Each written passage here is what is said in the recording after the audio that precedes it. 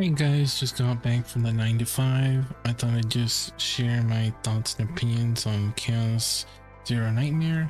I've been pretty obsessed with this game, and I play card games and I love gacha games, so I definitely had to pull up and play this game. I've pretty much been playing it since day 2, so I've gotten to level 32 all on my own without having to use any of my recharge aethers. As you can see, I also haven't really touched any of my crystals. I'm pretty sure I have all of my mythic anchors so that I can pull for later when I have a character that I want. I pretty much have been just using Tressa, Mika, Aurelia for the most part because they're just super fun, and I've been able to see plenty of different builds because of the save data mechanic and the different equipment and the basics. And that's just like a few things of why this game is so fun. You can do chaos without any stamina. Like, this game is insane. I thought I'd just make this video just to talk about this game on the surface level. Maybe make some more content later on more in-depth stuff. Let's just hop into chaos because this is the place where I just had all my time sunk in, and it's the place where you can build your characters. So as you can see, the save data is low, but I turn on nightmare and then it becomes normal. Save data is what you need to be able to save your decks. If you realize you do a run and you lost a character card or an epiphany, it's probably because you didn't have enough save data. I guess the flavor could be they're so traumatized they can't remember, but as you can see, at the higher you go, you can have up to high save data value. So that's what I'm going to be aiming for as soon as I can. But increasing save data value is the most important thing if you want to be able to save the builds that you curated throughout your entire run. There is a slight drawback during the nightmare. It is highlighted here how the mental distorted, like you giving you more stress and breakdown, but the increase in epiphanies and the save data is just too worth not to play it like this. Let's just hop in and I'll show you more about the game. From here, it tells you the epiphanies that you can get at the very beginning. It should all, and then next, yeah, these are the stress. This is how you accumulate stress. And when we hop in, we'll also get a fate. We will get another fate if we defeat the final boss at the end. You can see this is the final boss. After you defeat it, you get a fate, and then you can keep going. This rest area also has a shop. So it basically boils down to your boss, your attack, your mystery tiles, your rest tiles, your elite tiles, and you have a midpoint right here where you can actually exit the run, because once you start a run, you cannot just simply exit. If you have any trouble remembering all that, you don't have to come back to this video. You can just click this right here and it'll tell you what each tile is. The only thing that you will probably be uncertain of is the question marks. No one knows because this is procedurally generated, but you can get from legendary equipments to battles to even epiphany. So you should be on the lookout for mystery tiles. They also not guaranteed to be safe because you can also do battle, but more often than not, it's more just an event. Now that we've gone over the map real quick, let's hop into battle and I'll tell you all about the basics. Now that we're in game, let's go over the UI real quick. We'll hit the points boom boom boom, and then we'll talk more in depth about the game. So our health bar is at the top left hand corner, sectioned into 3 parts for each character. Each portrait also has their own stress meter. That's that pink bar right there, slowly filling up. Once it's completely filled up, you will have a breakdown. We can talk about that later. The monster on the right has its health bar at the top. On the bottom, it has tenacity. Right below that, it has a void symbol for its weakness.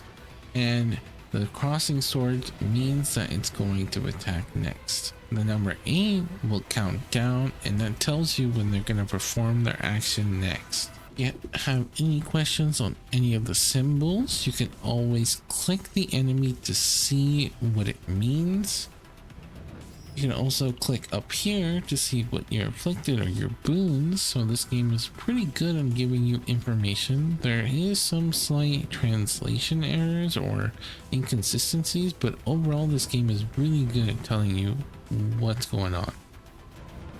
You can also go over here into the log to see everything I've done up to this point. You can always check it in case a combo is sensitive to the turn order, or see what you've done before in order to progress.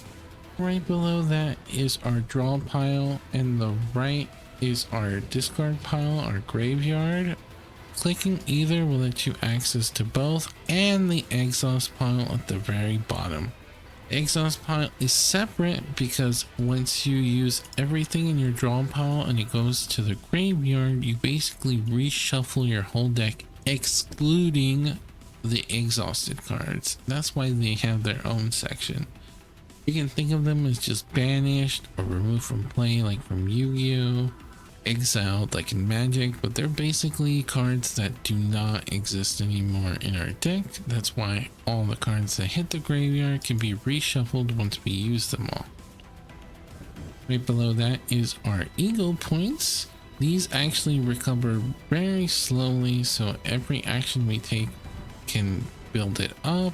As you can see, we can use tresses for 5. That is pretty costly. They max out at 7. Partner skills are usually cheaper than character skills, but they still are pretty good to have. The next thing is our proto skills. The hourglasses do recover with time, so don't be afraid to use them, but it is still a resource. Go back 1 action or a whole turn just by using this. This is what we could use in case we have a link crash out. We can go over that later.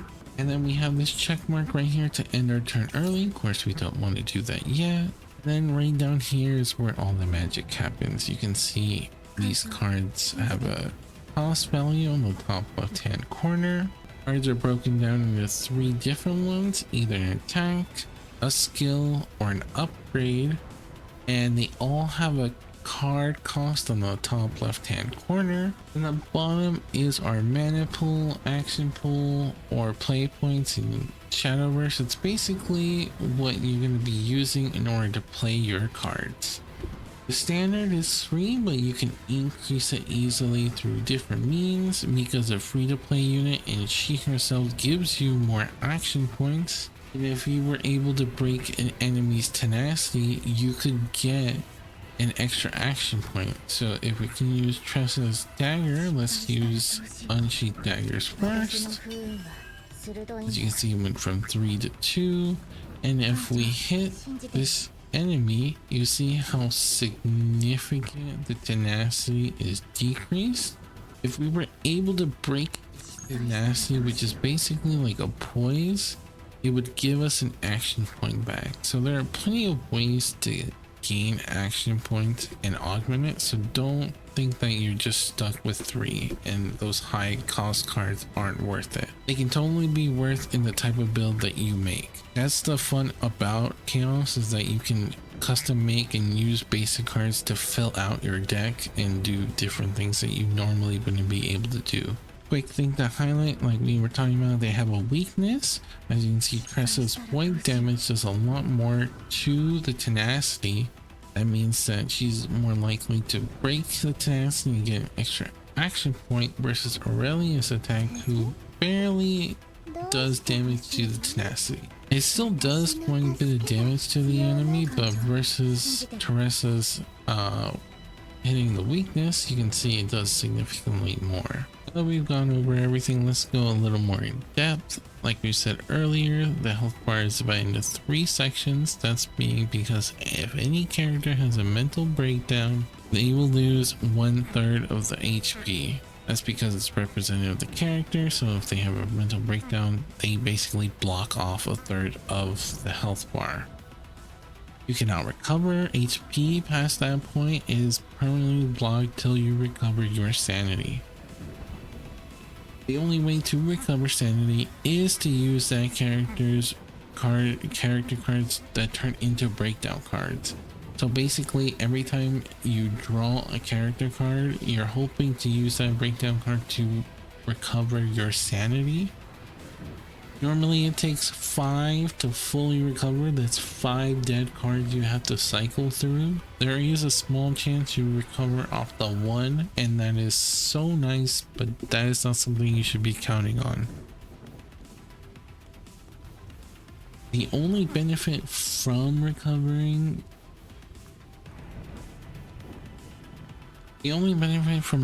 a breakdown is that your ego skill is heavily discounted. Normally Tressa's is 5, but if you recover, I believe it goes down to 2. That's a pretty nice discount. So having your ego skills discounted is super nice, but it's not something that you should be forcing because there's too many negatives from having a breakdown, and if you have another breakdown, it just compounds. That's 2/3 of your HP gone. If you have a third one, that's a link crash out, and that also happens when your HP hits 0, and that means the next time you get hit, it is game over.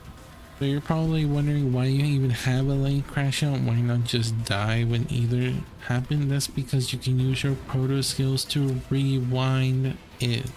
You could also just keep going, but it is very hard to keep going because when you have a link crash out, you can't even recover sanity or use those character cards anymore because they just get locked.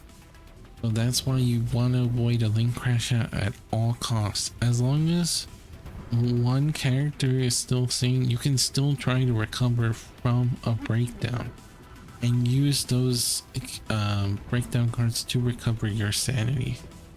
But once you have a link crash out, you cannot remove the status. So it is very important that you have at least one sane character and never have your HP hit 0. But as long as you can still recover from it, remember you still have your proto skill. Alright, let's go over the monsters real quick. As you can see, that number is 6. So that means we can do 6 different cards before they perform their action. This is important to know because normally RPGs, you do your action, they do their action, but they can even interrupt you mid-action if they go to 0. So you should keep an eye on that. You can also see whether or not they're gonna buff, debuff, shield, or attack, like I said earlier with the symbol that they have right there. But if you're unsure about the symbol, you can always click on the enemy and see their weaknesses highlighted right there, what they're gonna do, and any debuffs or buffs that they have. The other nice thing about knowing when they're gonna do their action is if you can prioritize on having to kill an enemy before they perform their action, or if they're a higher target, like priority wise, because of the turn order.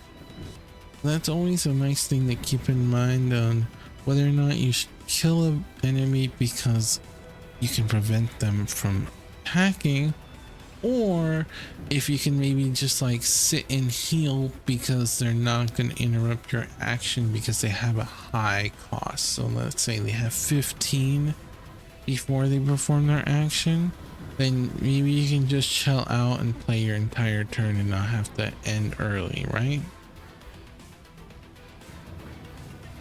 Now we've gone over the health, the stress meter, the enemies, and our ego points on the bottom left hand corner. One of the boons of recovering from a breakdown is our stress. One of the boons of recovering from a breakdown is that our ego skills get significantly discounted. I believe I've had Tressa's 5 go down to a 2. It is nice, but obviously not something that we're going to be looking out for, right? It's just a nice thing to have. That should wrap up the video. Just trying to tell you all the basics has gotten me on tangent after tangent. That's just how complex this game is, and that's why it's so very fun. It lets you open up different avenues, and it just feels like a different kind of game every time I play it because of chaos. This game mode lets me build characters in different ways that get me feeling creative and wanting to make different types of decks. That's why I think it's very hard for people to make a tier list. Obviously, there are characters that you can clearly see are really good, but it's very hard to just say what is the best because there's so much that you can experiment, from the basic cards to different epiphanies to the combination of epiphanies with other characters and the basics. It's just a lot. This game is so fun, and I'm planning to make more content for it. I think I'm gonna make exclusively a keyword video, and for anyone interested, I think I'm also making just a standard video on like card game lingo, because some gacha game players might not come from card games, so they might not understand like a pot of greed or trashing cards or what's a mill. Just want to go over those basics if anyone's interested. So if you enjoy Chaos Zero Nightmare, I'm definitely going to be making more content. Hope to see you there. Have a good one, guys.